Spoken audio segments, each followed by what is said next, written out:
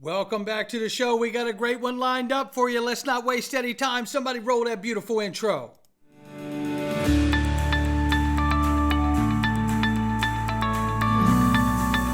Digital Perspectives with Brad Kimes. Come on in.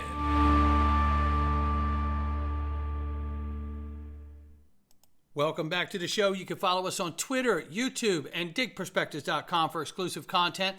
Right now, it is a $2.49 trillion market cap for crypto. The market's pulled back 0.3%, and you'll notice that across the board here. 64,500 plus for Bitcoin, 3,400 plus for Ethereum, and Tether market cap's 113 billion plus.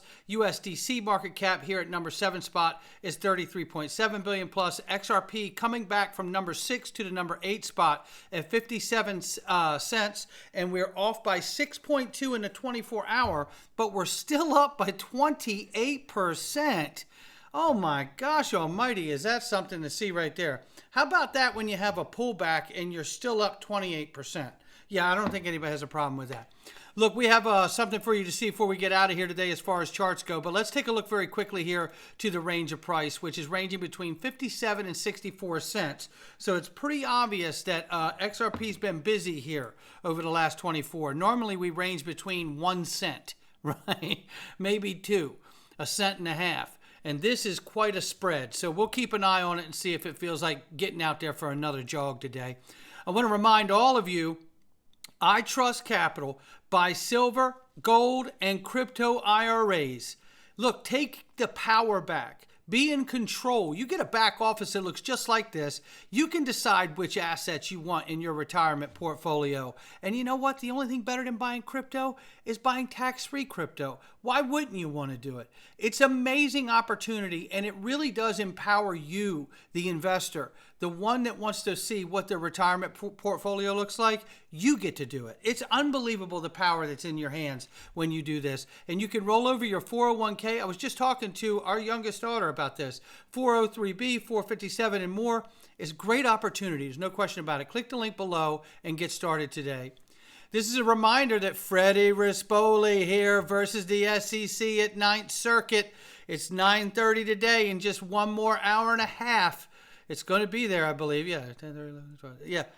Well, it's a few hours off. But nevertheless, 12:30 Eastern Time, 9:30 Pacific Time. It's a couple hours, 2.5 hours off. But nevertheless, go Freddie. Freddie has been giving them hell, the SEC hell. And he says, tell your family and friends, no doubt about it. Camera crew is just set up and is ready for the live feed.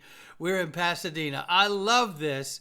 You know, Freddie has done a lot of work as a crypto advocate in this space. And maybe after he gets done this hearing, we'll get Freddie on the show. How about that? Freddie, we're calling for you. And keep a lookout. I'm going to be talking to this guy tomorrow. Meta Lawman, ladies and gentlemen. And we may have some news you're going to want to hear. Oh, yeah, how about that? By the way, if you don't know, Meta Lawman's the guy that started the super PAC for John Deaton. Come on in. Yeah, this is the kind of community we have, ladies and gentlemen. We're pretty remarkable people.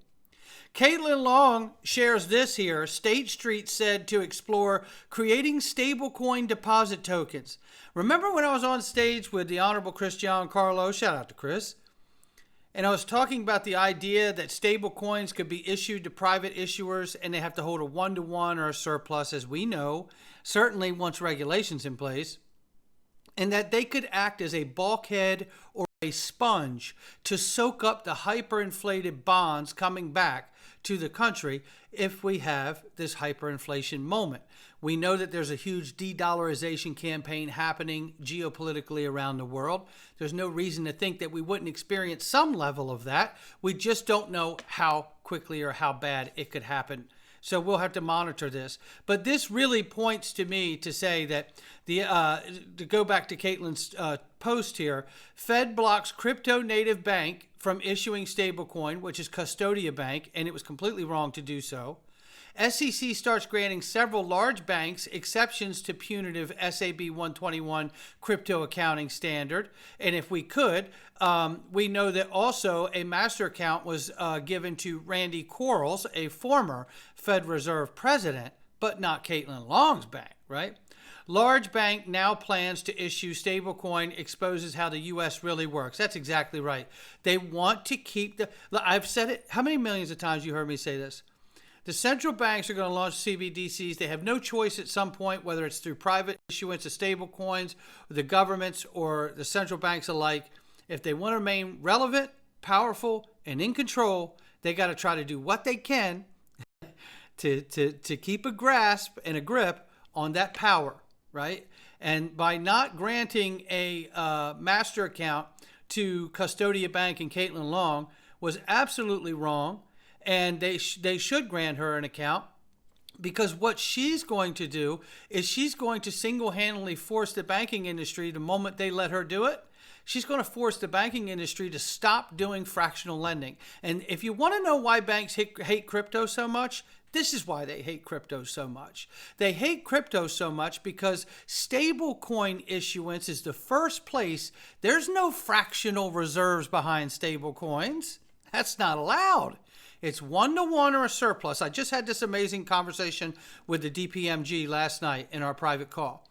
And I really do believe this, that's what banks are truly afraid of. They're afraid of DeFi, and they're afraid of the fact that they're going to have to come off of that breast milk from the Federal Reserve and the Fed window, and they're not allowed to do fractional lending anymore in this system when this system is transitioned completely. That's what they don't like about it. And they're going to do what they can to make sure they take as long as they can to switch. I can tell you that. It's why I believe David Schwartz said if they could push pause on this technology, they'd do it in a heartbeat. I believe he knows that's exactly right. But they know that they can't. That's the other part of this. And then it's going to come down to first mover advantage, right? And then they get paranoid because they don't want Bank A to get ahead of them. It's a whole thing. BlackRock, Franklin, Templeton, Bitwise, Invesco, Grayscale, Fidelity file updated S1 for spot Ethereum ETFs revealing fees. Now, this is looking at launching now. It's been delayed a little, but we're looking at 5 days away now for the spot Ethereum ETFs. Now, what do you think that's going to do for price? Do you think it's going to do what it did for Bitcoin? Probably. XRP overtakes Bitcoin in Korea. Records 2 times more in trade volume. Go Korea. Now this is honestly, this history with XRP in Korea goes back quite a ways here. Shout out to the Korean people there. They know what's going on with XRP. If you remember back in the day when they started to really fool around right before SEC decided to sue Ripple over XRP, XRP had a number 2 ranking in market cap. It was ahead of Ethereum. For those of you who don't know. Yes, that's a very true statement. And then there was CoinMarketCap who did some dirty business. And they pulled Korea's trade volume numbers out of the estimation of the total volume of XRP. And then that took us out of the number 2 spot. And then not long after that, we had this lawsuit show up out of nowhere, right? So shout out to the Korean people and their love for XRP. We love you back, and we know what you get. You're some of the smartest people in the world because you get it. So shout out to my Korean fam. Right here, look, there's been a buyback going on. I've talked about it for years here, and it's not only with the Ripple shares. There was a time and a period, and I'm sure it's still going on now, where Ripple was buying back XRP off of the market. Yes, absolutely they were doing that. Take a listen to this clip where Brad Garlinghouse talks about the Ripple shares, the Ripple private equity. Now, in terms of liquidity and those things, look, I've always viewed an IPO as a step in the journey, not the end of a journey. What we have done instead of, and this is actually new news that we haven't shared publicly, we have done a series of tender offers where we've been buying shares back from investors and employees. And we're in the middle of another tender offer. And after we finish this, we will have repurchased $1.4 billion of stock from our shareholders. Wow, that's a huge amount. It is a huge amount. It also tells me, too, that, Ripple believes in their company. As Bank XRP here says, 1.4 billion, that's confidence in Ripple if you ask me. It absolutely is. And it's also really providing some long needed exit possibilities whether it's an employee selling shares to a Link2 platform, or which you can go get Ripple on Link2 today. Shout out to Link2. You can get Ripple equity on Link2, or whether it's Ripple themselves buying it back from their shareholders, right? They're giving them a chance if you need some liquidity because they've been holding on to these shares for so long. So it's an opportunity for them to cash out, whether it's a buyback directly to Ripple or whether it is a sale to something like a private equity company like Link2. And don't forget, Link2 doesn't buy the shares from Ripple. Link2 has to secure their shares from the employees who hold shares. So this is a key thing to understand, right? Because, that's why we always say it's very risky each time they get a block of shares, because you never know when it'll be the last time, because, they can't just call Ripple and say, hey, send $10 million worth of shares over. They can't do that, right? So they have to secure that from actual individuals themselves. So now let's take a look at this, because there's been a lot of talk, because we know that we're very close here, ladies and gentlemen. And the reason we're talking about it today is because literally any moment, Judge Annalisa Torres could come out and deliver the ruling in the remedies phase portion of the SEC versus Ripple case. In a surprise move, the U.S. SEC has canceled its closed-door meeting originally scheduled for today, July 18th, which some people were anticipating to be a potential discussion for the ongoing Ripple lawsuit. However, he's asked directly about it in this Bloomberg television interview that went on yesterday. I'm going to play a short clip of this, and in the second video, I have a lot more of this interview that we need to touch on. But for the sake of what we're covering in this video, let's go with this clip right here when he's asked about rumors floating around about the settlement between the SEC and Ripple. Curious here about your relationship with the SEC. Are you in settlement talks at all with the agency right now?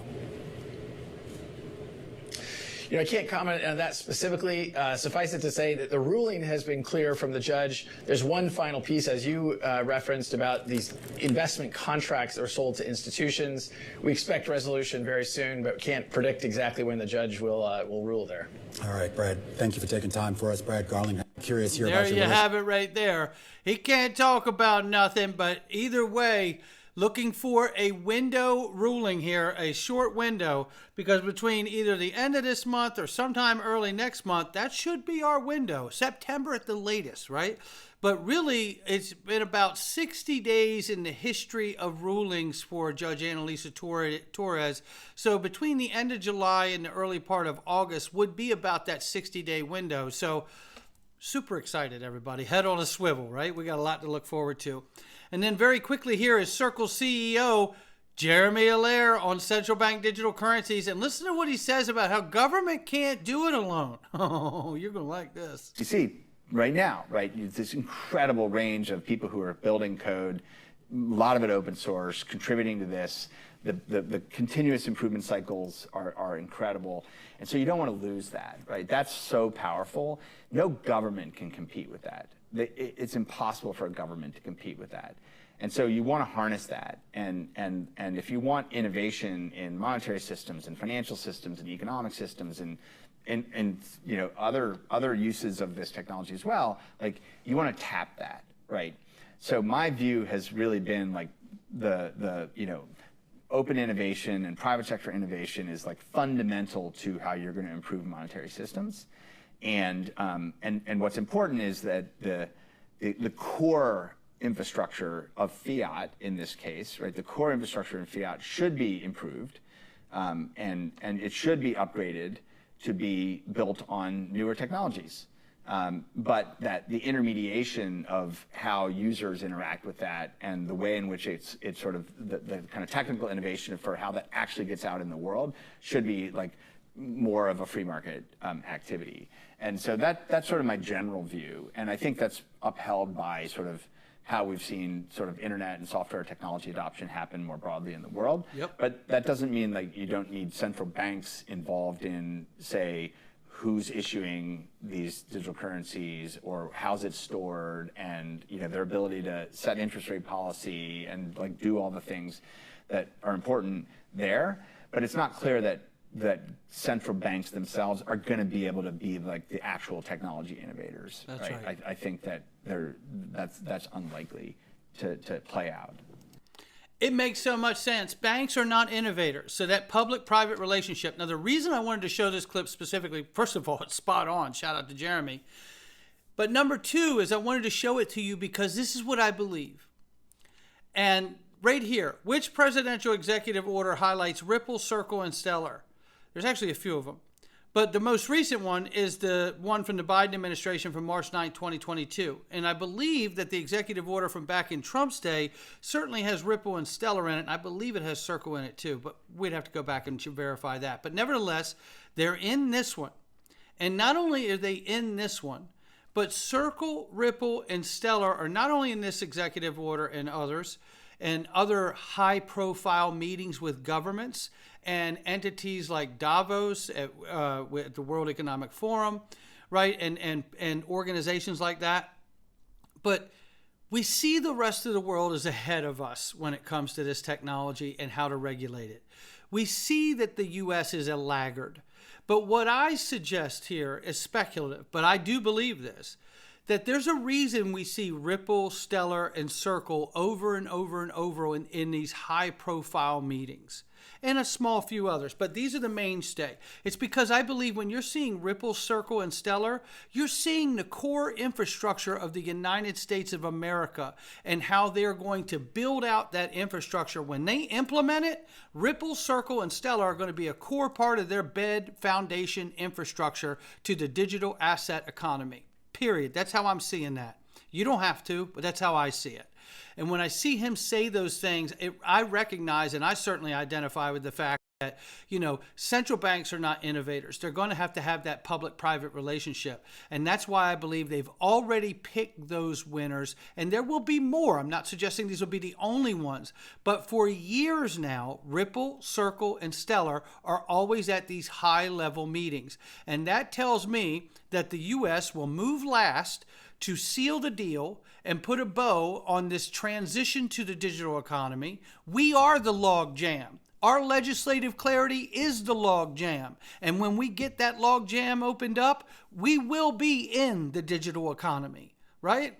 And in order for us to just all of a sudden be on, we're going to need the Ripple, the Circle, the Stellar, and a few others, obviously, as well. And it'll be a multi-chain world after all. But I think that we're looking at the foundational infrastructure between these three companies, no question about it. Then take a look at this. Boy, I tell you, these chart analysts are seeing some really, really positive stuff here. This here shows XRP dominance retest the key 1.03 level, but predicting a surge to over $400.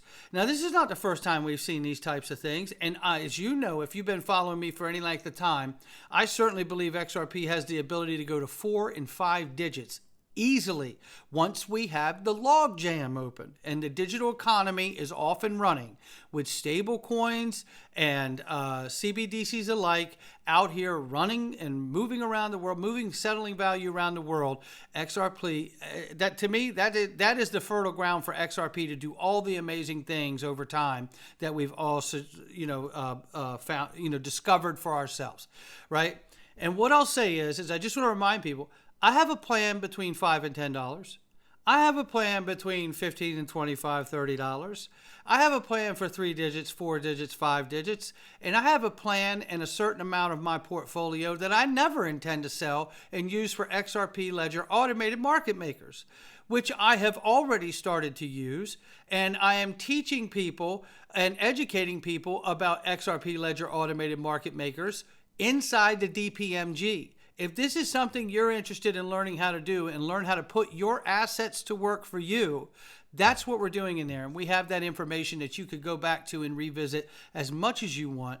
We have a whole series on that, and we're completing another series round of that XRP Ledger and automated market makers as well. So I hope you'll join us in the DPMG because you'll get the Freedom Zone for free when you do it. It's very affordable. And to be truthful, you're going to be around the most like-minded people you've ever been around in your life that are some of the most smartest people you've ever run into in your life. I can guarantee you that because I am proud proud to be in that group. And I know I started it, but I'm proud to be a member of that group. There's no question about it. I hope you will join us inside the Freedom Zone where we're going right now, and you're going to want what we have for you today. I can't say it because censorship's very real. DAI just took a slight hit to his censorship on his YouTube channel. I had one a couple weeks ago, and, you know, it's the kind of thing where it's like, this is why we have the Freedom Zone, because, you know, these tech platforms are really some of the most communist platforms you've ever dealt with in your life. But this is the reason for the Freedom Zone. We're going to get into it right now. I hope you'll join us. Not financial advice from me or anyone else. I'll catch all of you inside the Freedom Zone. Come on in. All right, welcome back, everybody.